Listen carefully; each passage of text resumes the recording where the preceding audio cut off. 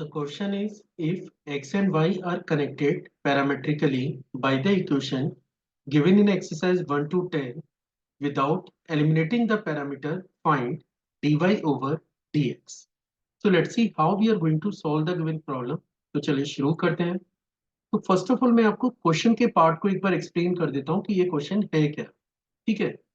देखिए आपको है ना एक पैरामीट्रिक इक्वेशन गिवन है जिसमें उसका जो एक्स वेरिएबल है वो डिपेंड करता है a into theta minus sine of theta.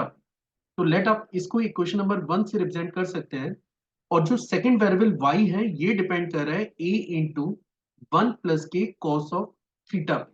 ठीक है. अब क्वेश्चन में आपको ये बोला गया है कि आपको dy ओवर dx कैलकुलेट करना है. तो मे बी आपको लग रहा होगा कि इसमें तो बहुत ज्यादा एफर्ट्स नहीं लगेंगे, हमें डायरेक्टली बस फंक्शन को डिफरेंशिएट करना है. लेकिन क्वेश्चन में साथ में एक रेस्ट्रिक्शन भी गिवन है. रेस्ट्रिक्शन ये है कि विदाउट एलिमिनेटिंग द पैरामीटर, मतलब आपको पैरामीटर को एलिमिनेट नहीं करना है.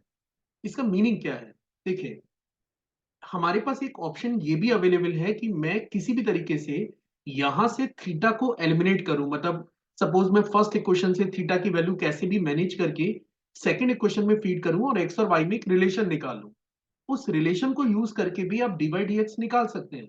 लेकिन क्वेश्चन में आपको ये बोला गया है कि आपको एलिमिनेशन नहीं करना है. मतलब डायरेक्टली इन दो इक्वेशंस को यूज करके you need to find out the value of d y over d x.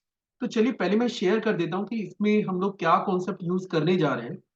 अगर आपके पास मान के चलो y एक फंक्शन है, मतलब y कोई वेरिएबल है जो कि थीटा पे डिपेंड करता है, तो मैंने इसको रिप्रेजेंट कर दिया है f1 थीटा f1 t से. और x एक अनदर वेरिएबल है वो भी t पे डिपेंड करता है. इसको मैंने f2 t से रिप्रेजेंट करके रखा हुआ है. इनकेस अगर आपको dy ओवर dx निकालना है तो आपको इसके लिए करना क्या होता है. आप सबसे पहले इस एक्सप्रेशन को t के रेस्पेक्ट में डिफरेंशिएट करेंगे.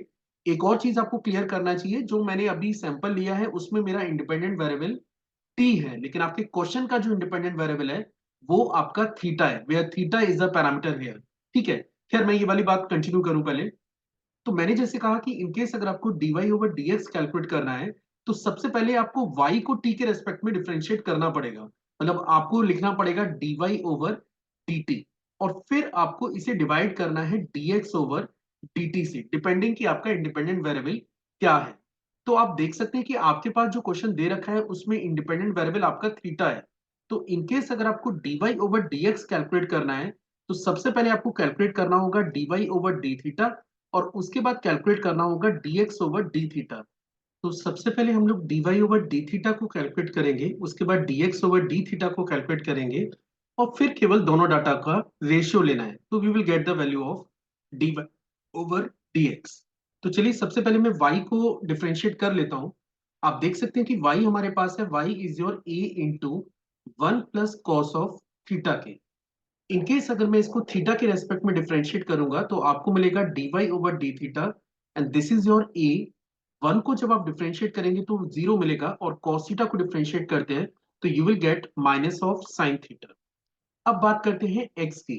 तो आप देख सकते हैं कि क्वेश्चन में x आपको दे रखा है a into theta minus sine of theta के, a into theta minus sine theta के.